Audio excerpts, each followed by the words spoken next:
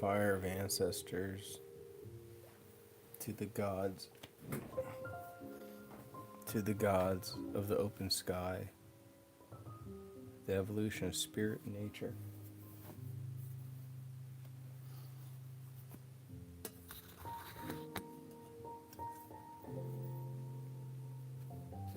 The religious idea in the human society went on, therefore expanding at the same time.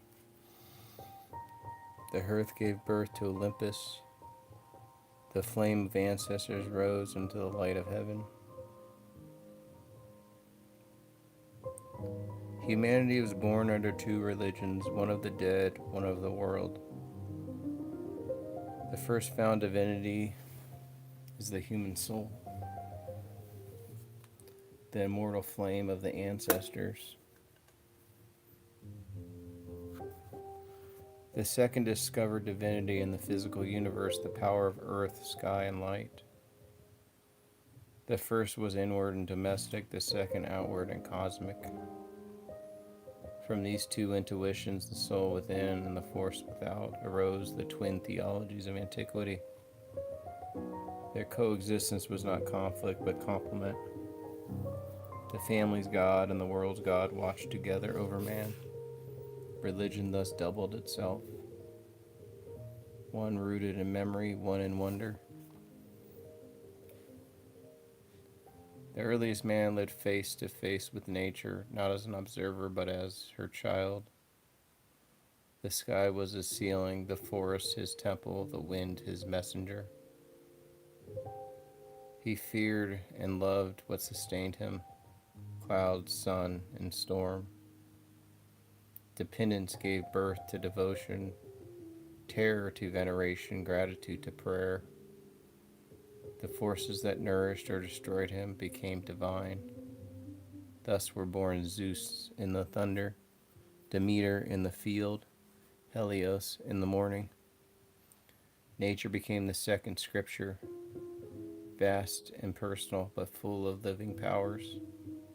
Ignorant of cosmic unity, man saw in each natural phenomenon an independent will. He conceived of the world not as a system, but as a republic of rival spirits. As he found in himself intention and choice, he attributed the same to wind, water, and flame. Each object became a person, each movement an act of divine volition. The first polytheism was a psychology projected onto the landscape. To perceive the world as living was to fill with gods. Thus man made the external mirror the internal, the cosmos the anthropomorphized into divinity. The two religions of soul and nature never fused, they remained parallel and distinct. The worship of ancestors was bound to the earth. The worship of nature looked outward to the sky and grove. Their doctrines were often contradictory, one personal, hereditary, unchanging, the other impersonal, progressive, and expansive. The rites of one were funerary and domestic, the other festive and public. The first built the family, the second built the city. Each governed a different rhythm of human life, one of inheritance, one of discovery. Civilization is the dialogue between these two orders of belief. The worship of nature had no founder, no lawgiver, no revelation. It was born of countless intuitions, each human mind creating its own pantheon, hence its multiplicity. Each perception became a god. The same element seen under different lights yielded innumerable divinities. The sun alone multiplied into Hercules, Apollo, Phoebus, Hyperion, Helios. One flame, many names. Variety was the mark of their faith. Each worshipping invented his own Olympus. Thus the religion of nature was democratic in origin, every soul a poet, every poet a priest. Even the gods of the sky and river first dwelt by the hearth. Each family adopted a fragment of nature and made it its own protector. The god entered the home, sat by the ancestral fire, and became one's own Jupiter. Hence the innumerable local deities, Apollos of different hills, Dianas of different woods, Venuses of different houses. Every family possessed its position of heaven as a personal heritage. Religion remained propitiatory. Each god had an owner, each prayer a lineage. One later, within these household gods of nature emerged into a civic pantheon.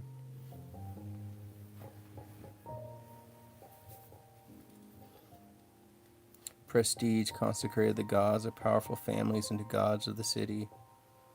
A household's prosperity seemed proof of its deity's strength. Cities adopted these divine patrons to share in their fortune. Thus Demeter became the goddess of Luisis. Athene of Utede became the guardian of Athens. Family kept the priesthood even as the gods became public. Lineage remained sacred meditation. The hereditary priesthood is the fossil of one's private divinity. The public temple is born from the private hearth. The family's god grown large enough to shelter the city. The gods of nature introduced new virtues beyond the limits of blood. Jupiter became the god of hospitality, protector of strangers and supplements. Divinity now commanded kindness and not mere piety, clarity, not mere ritual.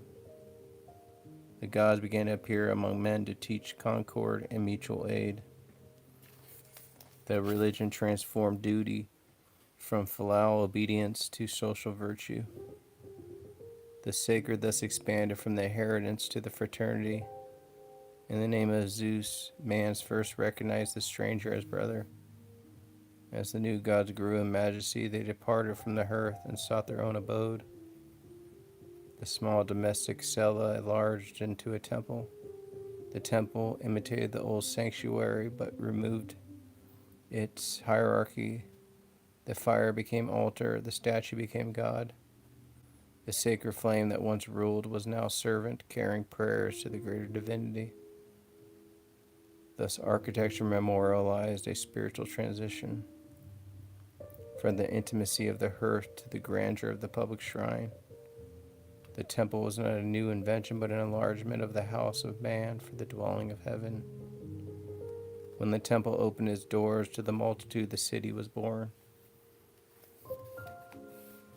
Religion is the history of the divine outgrowing its first dwelling. From the ancestor to the sky, from the hearth to the temple, from kinship to citizenship, the sacred expands by inclusion. The gods evolve as man learned to see farther, from the fire of memory to the light of cosmos. The world became divine when the family ceased to guard its god as property. In sharing worship, men invented the public. In inventing the public, they rediscovered the universal. Civilization is the emancipation of divinity from lineage. To raise a temple is to declare that heaven belongs to all.